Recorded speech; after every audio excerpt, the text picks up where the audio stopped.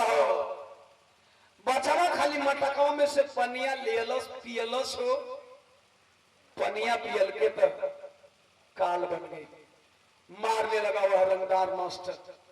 जातिवादी मानसिकता का भेड़िया जब उस बच्चे को मारने लगा, 9 वर्षीय इंद्र सोच गया, लगता है मास्टर मुझे मार डालेगा।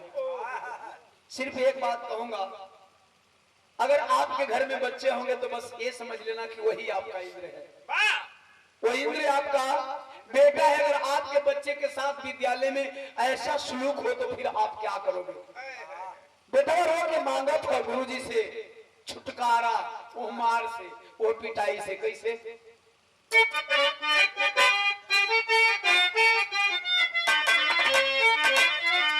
कहता मारी मते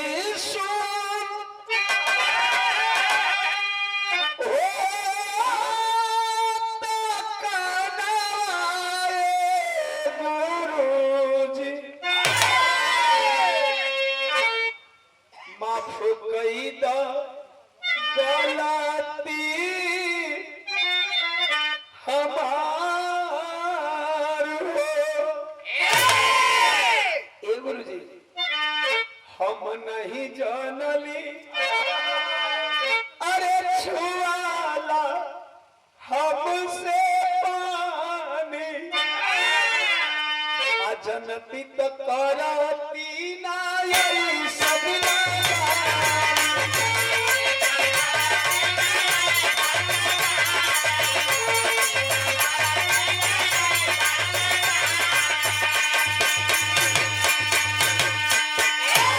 अरे मारी माँ रिले बका तू जनाए गुरुजी माफ कई द गलती हमार हो। ए बाबू रोता रह गया, लेकिन वह जातिवादी मानसिकता का मास्टर छैल सिंह किया क्या? विद्या के मंदिरवा में ए बाबू जातिवादी भेड़िया हो,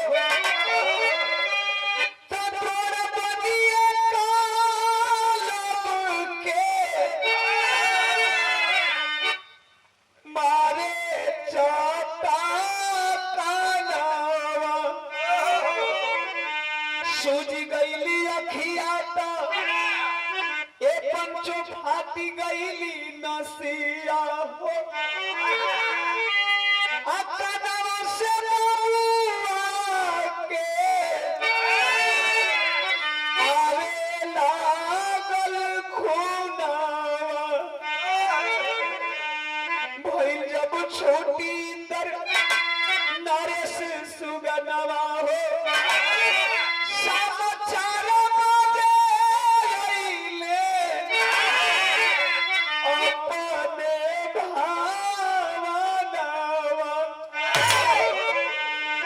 मम्मी पापा पूछे देखी आँखी के सूजनवा तो अरे कनवा में खून देखी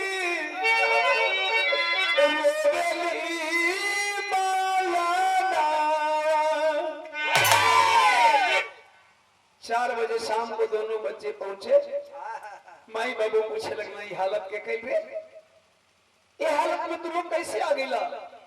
बेटा रे क्या हुआ रे, बताओ ना, किसी लड़के से झगड़ा किया था? तुम्हें नरेश मारा है? नहीं। किसने मारा है? रो कर बता रहा है।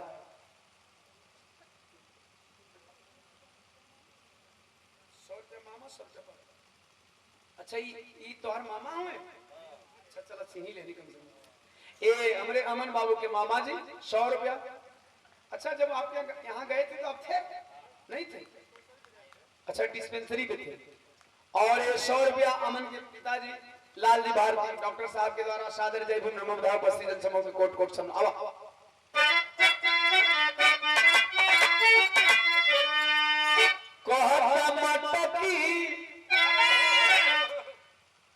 बड़ा शान से हमारे बाराती बंधु बैठे हैं, घराती बंधु बैठे हैं। साहब याद होगा वो जमाना जब आप चारपाई छोड़ करके उठ जाते थे। शायद इससे भी पहले जाएंगे तो आपको चारपाई भी नसीब नहीं था। हमारे समाज के लोग पढ़े लिखे, बाबा साहब ने कहा था हमें पढ़े लिखे लोगों ने धोखा दिया है।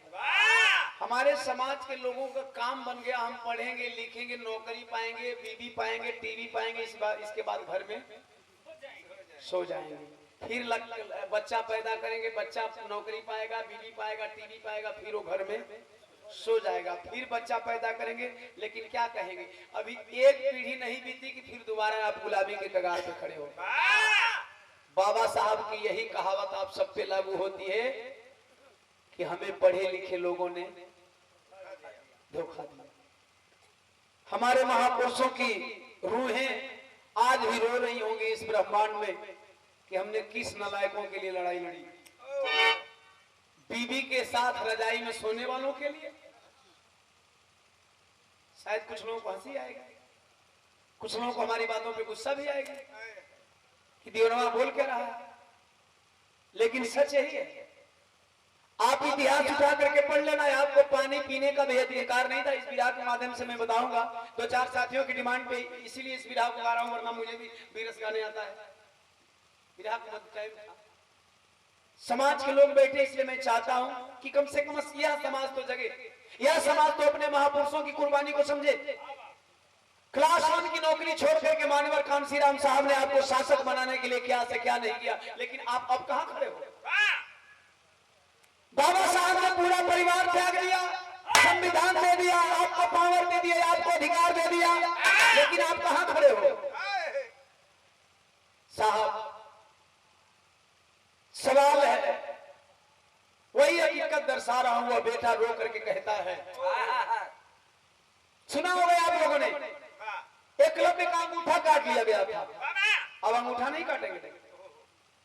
अब शिक्षा को इतना महंगा कर देंगे, शिक्षा को इतना महंगा कर देंगे कि आप अपने बच्चों को पढ़ा नहीं पाओगे, उच्च शिक्षा नहीं दे पाओगे। प्राइमरी मिडिल में पढ़ने से क्या होता है, वहीं तक एमटेक बीए करने वाले लोग भी कहला कि टीका लगा के चलो तुम, उन्हीं लोगों के लिए गाए थे ना, पंडित का पतरा फेल हो गया, गोबर के गणेश मान लिए। अच्छी मुहूर्त में बारात है, अच्छी मुहूर्त में बारात है, ये जो अपने दिल में लगन है ना, कहीं ना कहीं पंडित का पतरा धीरे धीरे असर कर रहा है। अभी देखो कि बैठा ना शनिवार को ज्योतिषी सारे भैया हम ऐसा ही बोली, चूतियन के 420 में फंसावे के चाहता कि कहना सन इंडिया मैच जीती, करे दुल्हन का ग्रह नक्षत्र कहां लुका गई। हाई समाज पढ़ा लिखल है करी, हमें तो अपनों ने लूटा, गैरों में कहां दम था। दुख उनसे नहीं होती है, दुख आप लोगों से होती है। हमें तो अपनों ने लूटा, गैरों में कहां दम था। मेरी कश्ती वहां डूबी जहां पानी कम था। वो 11 चूतिये फेल हो गए। अब हमें चूतिया कहने को दिक्कत है, कोई दिक्कत ना। हमारा पर धारा लगावे से पहले हित लोग 11 हो पर लोग धारा लगावे के पड़ी, हम वकालत करीला। वो चूतिये बना रहे थे ना, जीत जाते तो अरे ज्योति बाबा ने क्या कह दिया, हरला का बात तो अन्य लोग जैसा जोशी के खींच के जूता में मारे के रहे, पैसा ले ला, ये बात पर 100 रुपया 420 का केस लागू होता है 11 जोशियों के ऊपर, तो तुम लोग झूठ क्यों बोल दिए। साला जीत नहीं पाया। 100 रुपया भैया नमाना बतौला शिव प्रसाद सागर जयगी में मुद्दा गौर करेंगे। कहता मटकी करनवा गुरुजी, अरे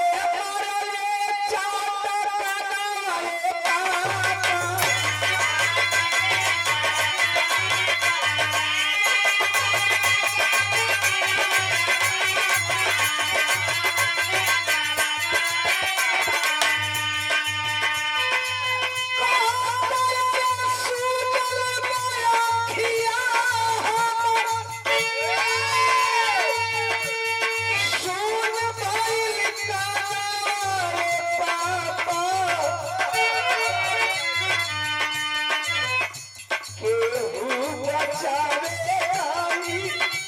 आई तलाश में।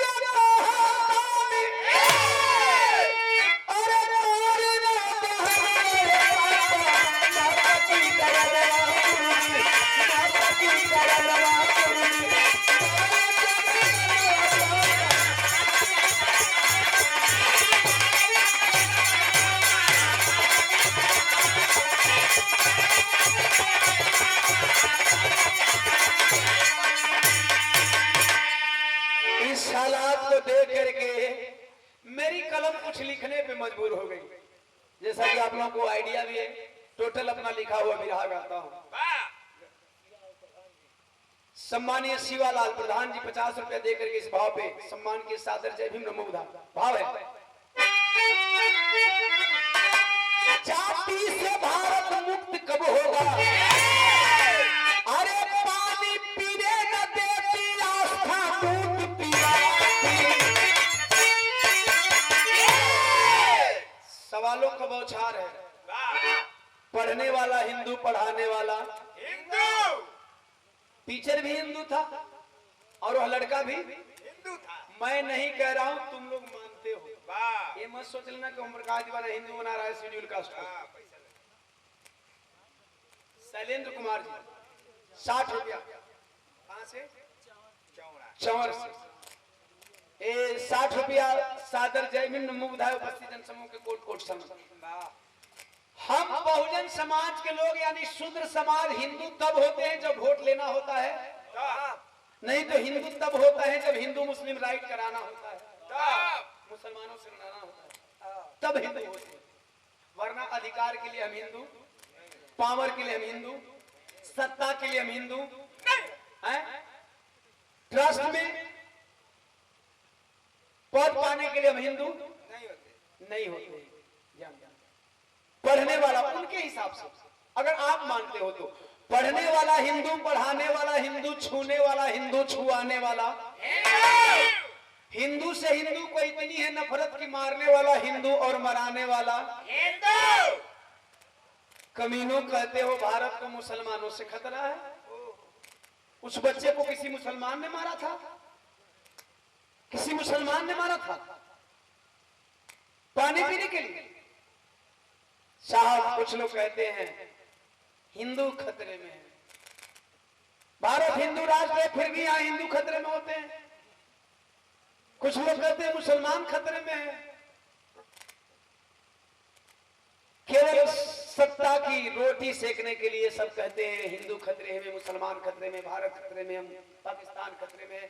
हम कहते हैं न हिंदू खतरे में है, न मुसलमान खतरे में है, न भारत खतरे में है, न पाकिस्तान खतरे में है। कुछ खतरे में है साथियों तो बचा लो, अभी भी वक्त है। भारत का किसान खतरे में है और बाबा साहब का संविधान खतरे में है। अभी भी वक्त है, बचा लो, वरना ये रजाई भी खींच करके लोग लेकर के चले जाएंगे। बात मैं कह रहा हूं साफ साफ समझ लीजिए, इसमें कोई दो राय नहीं। आप लोग कभी भी ध्यान दे करके सुनिए, अध्ययन करिए, तब आप लोगों को समझ में आएगा कि कैसे आप लोगों का रजाई भी खींच कर चली जाएगी। गौर करना। सवाल नंबर 2, धर्म कैसा हिंदू बता दे कोई जिसमें मानो ही मानो से नफरत करे। एक के छूने से पानी होता दूषित, दूजे स्पर्श से घड़ा अमृत भरे। एक छूता है तो घड़े का पानी दूषित हो जाता है और दूसरा पीता है तो छूता है तो घड़े का पानी अमृत भर जाता है। सवाल यह है कि अमृत भरने वाले लोग क्या आसमान से टपक करके आए हैं? कहा जाना तो सरोज काहे कहली दशरथ का पत्नी की नामों गड़बड़ है खीर खैला से कुल लइका होला खीर खैला से लइका ना होला खीर के बहाने कुछ और हुआ था वाह खीर अमाशय में जाई कि गर्भाशय में जाई हो गर्भाशय का रास्ता अलग होता है अमाशय का रास्ता अलग होता है नहीं खैली तीर खा ले रही